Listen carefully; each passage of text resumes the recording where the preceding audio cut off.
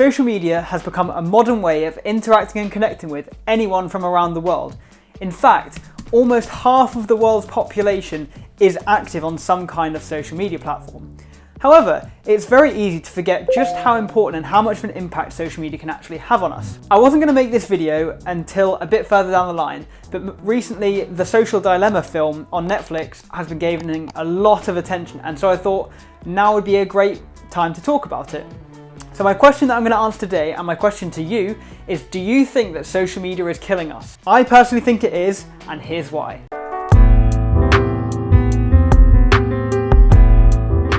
Hello and welcome to Max Talks, where every Sunday I make videos to help you get to where you want to be. So the first reason why I really dislike social media is because it offers a comparative tool. So regardless of what social media platform that you're using, whether it's Facebook, Twitter, Instagram, TikTok, Snapchat, YouTube, whatever it is, whenever you're using it, even if you don't mean to, you're comparing yourself to how other people portray themselves. So this really is quite an unhealthy habit because people can portray whatever lives they wish to lead. And that's another thing about people being fake on social media. Like, fair enough, you want to be different and you want to present yourself in a good way, but people take this to the extreme where it becomes inauthentic and they live completely fake lives to their actual lives. So I'll show you a little extreme clip here of social media versus reality. Hey guys, it's Max Talks Fitness here, back again from my 10th marathon of the day. I hope that you guys are having an amazing day. Enjoy, like, subscribe, make sure you do all of that good stuff, and if I've inspired you to do 10 marathons tomorrow, then you can do it too. Time to do a motivational post. Got to do this, not really feeling up for it, but here we go. Right, let's get a bit of sweat on the forehead. There we go, lovely. Looking the part, looks like I've done 10 marathons. And now, got to do the post. Ugh. So while that is an extreme example, and I'm not saying that all like fitness YouTubers or fitness social media people are scams, it is very easy to be caught up in the fake world of social media. Because whenever you're scrolling through your Instagram feed, you see someone and you're like, oh wow, they're like a 10 out of 10, their life is amazing, they're living the life, I want to be like them, I want to live that life. The reality is that whatever the life is that they're displaying, whether they're on like yachts in Lanzarote or they've got Lamborghinis coming out of their ears, the likelihood is that they're not actually living that life and that it's all for show. A prime example of this is the kind of YouTube gurus. Now, if I was monetized on YouTube, you'd probably see an advert for someone selling a money-making course or something like that, and quite often they're posed next to some fancy car or a mansion or something like that, and they're portraying the image that they're rich and that they're successful. The reality is that they've probably hired out that kind of expensive lifestyle for that particular video and to sell you on that idea that their course is worthwhile. So even though you might think, oh, I don't compare myself to other people. The reality is that you probably do, whether you mean to or not. And the sad part is that it's hard to tell when people are being authentic and when they're kind of portraying that fake life. For example, if I was to put on an Instagram picture that I suddenly had a six-pack and I was 10 out of 10, would people suddenly think that I was being authentic? I could have edited that six-pack on. I could have edited myself to be a better image of myself than I actually am. And it creates the kind of believability, and the whole fake news thing is a completely other argument for why social media is bad. Of course, social media is great for spreading messages. Like Twitter was initially set up to spread messages to your friends, and it rapidly became a kind of source of news. And over time, this has developed because it is that instant gratification. You can post a tweet and it'll instantly be seen by potentially thousands of people. It's a great way of getting news. However, with the good comes the bad. And as much as it's great for spreading actual news, it can also be a platform for spreading fake news. Now, of course, this doesn't just apply to Twitter, but this applies to any social media platform, whether that's Facebook, Twitter, Instagram, TikTok, anything. It gives people a platform to voice their opinions and their thoughts and the messages and their beliefs, which is great because it allows like-minded people to get together into groups. However, the problem is when people start kind of spreading hateful messages. Now, I mentioned earlier about how impactful social media is as a platform. Social media is only as powerful as the people using it. So as a consumer, how much are you influenced by the messages and things that you read and see on social media? I mean, I can't tell you you're gonna like this video, even though it would be nice if you did, but how much are you kind of influenced by that? You know, do you take in everyone's word as gospel? Do you do your own research? Social media has allowed so many fake things to be spread far and wide, as well as the real stuff. You have communities of people who spread hateful and racist and all sorts of different agendas that they believe in, and social media has allowed them to find like-minded people. So when you are using social media, be careful not only of kind of the content that you're consuming, but also the messages that you're spreading out. Because you might think leaving a comment on someone's post or on someone's video is going, "This is terrible.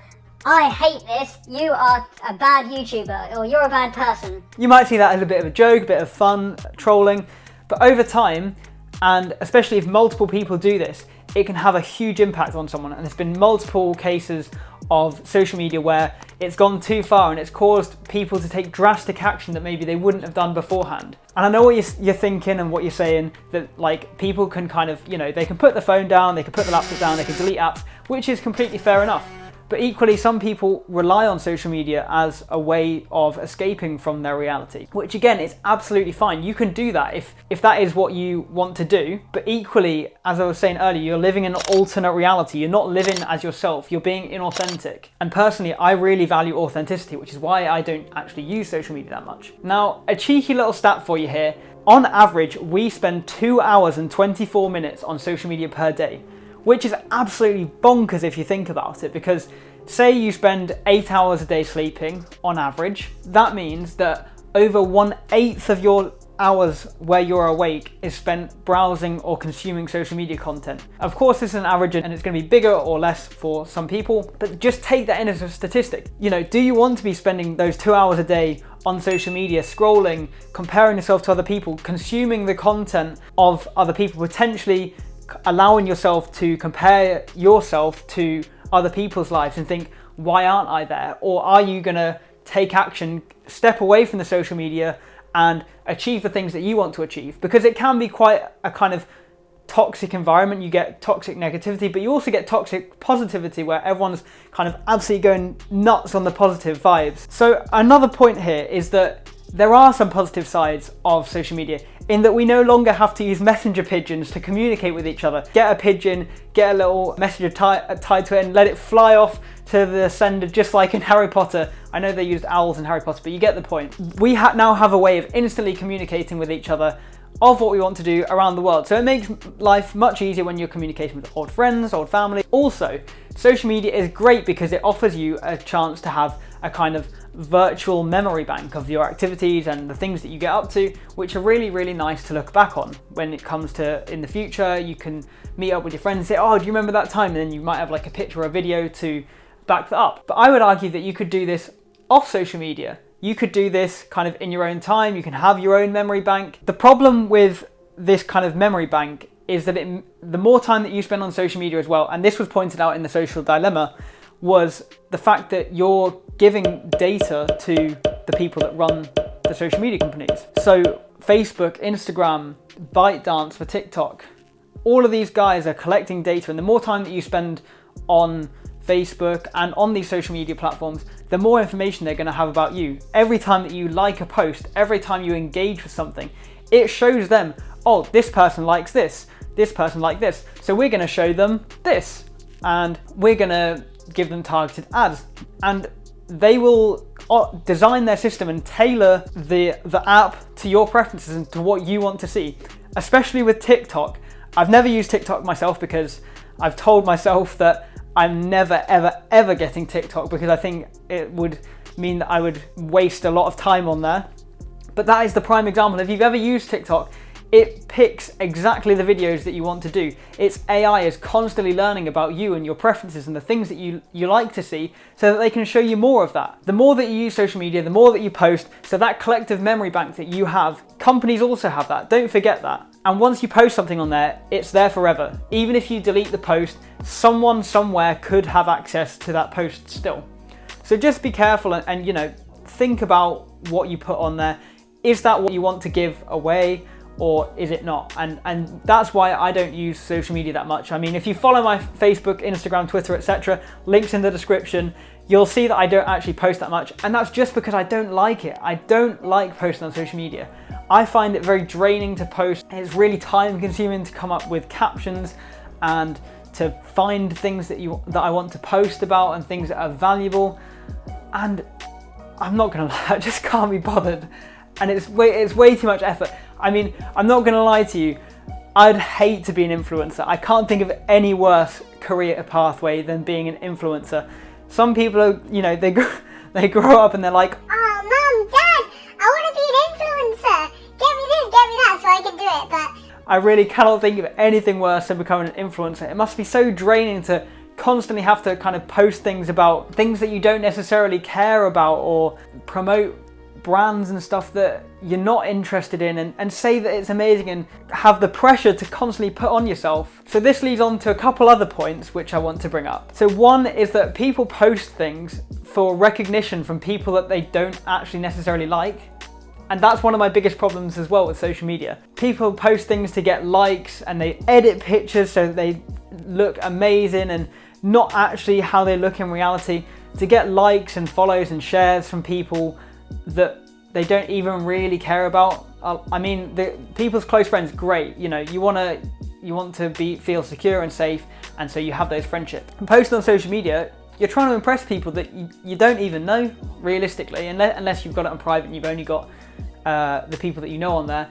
Then you're trying to impress people that you don't know, and I just don't get it. What is the point in that? Like, yes, you're getting validation and likes and whatnot, but what does it mean? What are you doing it for? What's your purpose? Lastly, I mean, it's very easy to get caught up in the numbers, in the likes, in the follows, in the subscribers. And I do this myself, especially with YouTube. Like, I'm constantly kind of refreshing my feed, looking at my subscribers, looking at my number of likes. And if it goes up, I get a buzz. I'm like, yes, this is great. I must be doing something right. I'll do more of that. But equally, when it goes down and people unsubscribe, or I get dislikes, I'm like, well, is that something that I did, or, you know, is that kind of other people? And it can have a big impact on you if you kind of overly focus on the numbers. So it's really important when you're using social media to be aware of that. And sometimes it can be good to take a break, you know, cleanse yourself, just delete your apps, don't look at the numbers, just post stuff if you want to post stuff, and just try not to care about the outcome. Because as I said, you're probably posting to try and impress people that you don't even really care about. And finally, this kind of wraps it up here. I don't think social media is physically killing us, but I do think that it's killing our self-esteem, it's killing our ability to be independent. We're selling the information to ourselves and more about ourselves to companies around the world, who can then use it to get us even more addicted and even more hooked on the products and the services that they're already on. So I think it's just a kind of warning message out there to everyone to just be mindful of social media. Of course, I'm not saying don't use it. You know, it's up to you. It's your life. Do what you want. But this is why I don't like social media. And I'd be really interested to hear your thoughts in the comments. Do you think social media is killing us? Do you think social media is ruining our lives? Let me know down below. Thank you very much for watching. I hope that you've enjoyed this video, something a little bit different. Leave a like if you enjoyed. Comment down below with what your thoughts are. And last week's comment of the week was by Stephen, and he commented this, so thank you very much for that. To be in with a chance to be featured in next week's video, please comment the phrase red tie, and I'll pick my favorite comment and I'll feature it in next week's video. Thank you very much for watching again, and I will see you next Sunday.